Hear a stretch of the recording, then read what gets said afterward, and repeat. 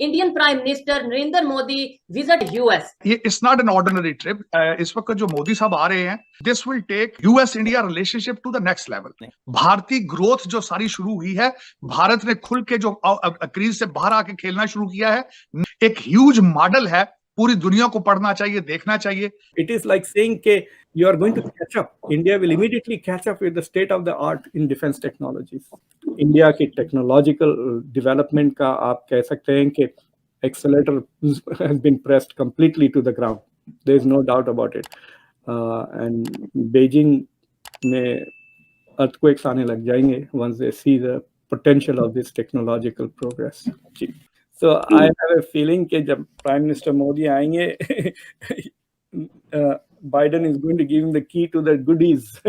So India का एकदम ऐसा क्वांटम जो ग्रोथ होती है ना, ऐसा नहीं, एकदम ऐसा ग्रोथ होने वाली है. So it will be a huge. India की ना सिर्फ डोमेस्टिक आत्मनिर्भरता डिफेंस में वो बढ़ जाएगी, इंडिया की डिफेंस कैपेबिलिटीज बढ़ जाएगी, डिफेंस एक्सपोर्टर भी बढ़ जाएगी. अभी मैं देख रहा था कि रास्ते में जाते हुए पीएम मोदी जो है वो इजिप्ट भी रुकेंगे. सो ये मरवा दिया इन्होंने पाकिस्तानी कौम के सारे का सारा कॉन्फिडेंस छीन लिया इस लीडरशिप ने हमारी. प्रधानमंत्री नरेंद्र मोदी आज अमेरिका के लिए रवाना हो गए हैं. मोदी जी सबसे पहले न्यूयॉर्क में संयुक्त राष्ट्र के मुख्यालय में 21 जून विश्व योगा दिवस में हिस्सा लेंगे और वहां का नेतृत्व भी करेंगे. वहां 180 से भी ज्यादा देशों की नागरिक के साथ योगा भी करेंगे. उसके बाद वे 22 जून को अमेरिकी प्रेसिडेंट जो बाइडेन के साथ व्हाइट हाउस में मिलेंगे और रात में वहां पर डिनर भी करेंगे. अमेरिका की इस सफर में पिछली बार की तरह नरेंद्र मोदी बहुत सारी अमेरिकी सीईओ से भी मिलेंगे और अनोखा कीमती टेक्नोलॉजी ट्रांसफर का भी काम पूरी करेंगे.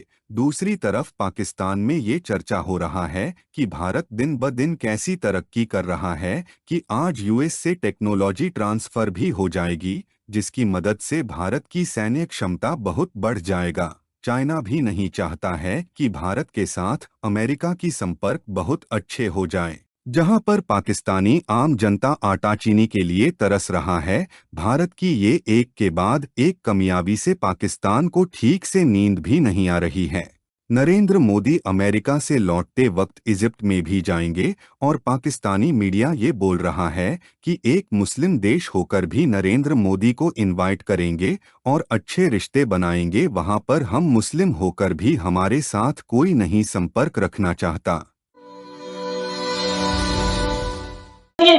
जो टेक्नोलॉजी ट्रांसफर है, एक मेजर शिफ्ट हो सकता है इस बार अमेरिकन पॉलिसी में इंडिया की तरफ, और बहुत सारी टेक्नोलॉजी ट्रांसफर हो सकता है. 100% टेक्नोलॉजी ट्रांसफर, जो इंजन बनाएंगे हम एमका का, ये इंडस एक्स, अगर इसके बारे में बात करें तो एकदम नया कॉन्सेप्ट है. सेमीकंडक्टर्स पे भी काम कर देंगे हम लोग, डिफेंस पे भी, कोऑर्डिनेशन पे भी काम करेंगे, बहुत सारी चीजों पे काम करेंगे. तो ये इंडस एक्स है क्या और किस तरीके की एक्सपेक्टेशंस हैं?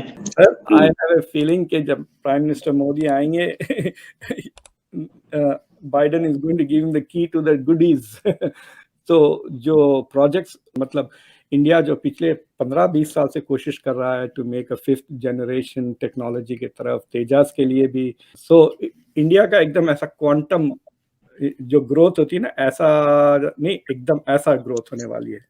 So there is no doubt about it कि अगर कुछ भी ना हो इस ट्रिप में, अगर सिर्फ 414 की सिग्नेचर हो जाती है और कांग्रेस के तरफ से उसके ट्रांसफर का अप्रूवल मिल जाता है, so the deal is very interesting. ना सिर्फ India will be able to make 200-300 से ज़्यादा immediately engines 1-2 साल के अंदर, it will shore up India's air force की capabilities, और उसके बाद India can also export that Indian made मतलब 5th जनरेशन फाइटर जेट के engines. So it will be a huge. India की ना सिर्फ डोमेस्टिक आत्मनिर्भरता डिफेंस में वो बढ़ जाएगी, इंडिया की डिफेंस कैपेबिलिटीज बढ़ जाएगी, डिफेंस एक्सपोर्टर भी बढ़ जाएगी. समझे ना, ये 3 चीजें हो जाएगी. बट लेकिन जो सबसे इंटरेस्टिंग चीज जो प्रपोज की जा रही है, इस ये जो इंडस एक्स का जो प्रोजेक्ट आ रहा है, उसे कहते हैं इनोवेशन ब्रिज. तो this is something very new, very unique, और मुझे लगता है कि this is clearly looks like an Indian idea. तो बेसिकली ये चाह रहे हैं कि जो अमेरिका के डिफेंस स्टार्टअप्स और Indian tech startups, they will work together to generate defense innovation. Let's say while they are working together, they come up with an unmanned aircraft which is going to replace 6th generation fighters.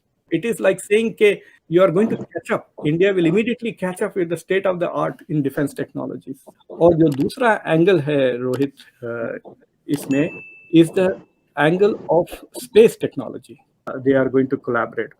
So I think this is a very exciting development. अगर ये नरेंद्र मोदी की इस trip में अगर ये sign up हो जाते हैं और दे बिकम ए रियलिटी, तो इंडिया की टेक्नोलॉजिकल डेवलपमेंट का आप कह सकते हैं कि accelerator has been pressed completely to the ground. There is no doubt about it.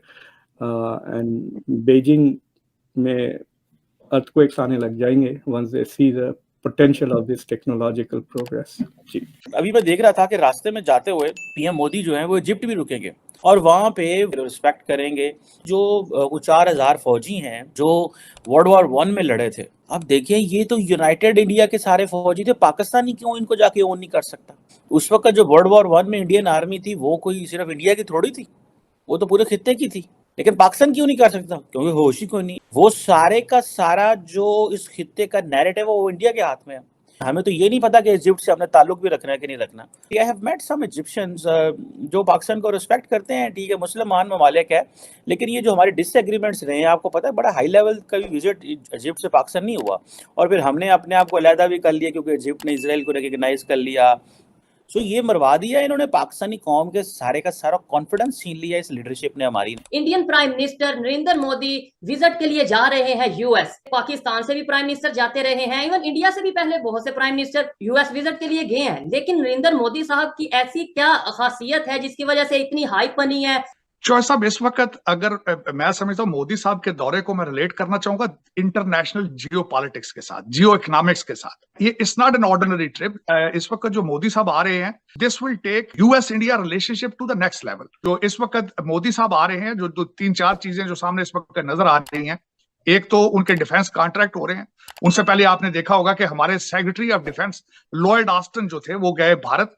उसके बाद हमारे एनएसए अमेरिकन जो है वो गए भारत, और उसमें तेजा जहाजों के इंजन बनाएंगे जनरल इलेक्ट्रिक वाले भारत के अंदर। और उसके बाद कई इस तरह के जो कॉन्ट्रैक्ट्स हैं वो साइन होंगे यहाँ पे। भारत का ऑब्जेक्टिव ये है कि इस वक्त आपको देखा होगा कि इंडियन इंस्टीट्यूट ऑफ टेक्नोलॉजी से लोग पढ़ के आ रहे हैं और अमेरिका की हर दूसरी बड़ी ऑर्गेनाइजेशन के सीईओज हैं यहाँ पे। एक उनके पास ये एक एडवांटेज है। दूसरा, यहाँ पे इंडियन डायस्पोरा जो है उन्होंने दे आर वेरी रिच। जो एक बूम आया था इंफॉर्मेशन टेक्नोलॉजी में और उसका सबसे ज्यादा फायदा अमेरिका के अंदर भारतीय निजात अमेरिकन ने उन्होंने उठाया। इस वक्त अगर व्हाइट हाउस की अपॉइंटमेंट्स आप देखें तो यू विल बी सरप्राइज्ड। और ये सारा कुछ देखने के बाद अगली चीज ये हो रही है कि इस वक्त जो अमेरिका की सैंक्शंस जाएंगी चाइना के खिलाफ, ये सारा बिजनेस चाइना से उठा के वो भारत ले जाना चाहते हैं। ये भारतीय ऑब्जेक्टिव है। ऐसे वीडियो देखने के लिए नीचे दिए गए सब्सक्राइब बटन को प्रेस कीजिए और घंटी बटन को क्लिक कीजिए ताकि आपको नए वीडियो मिलती रहे।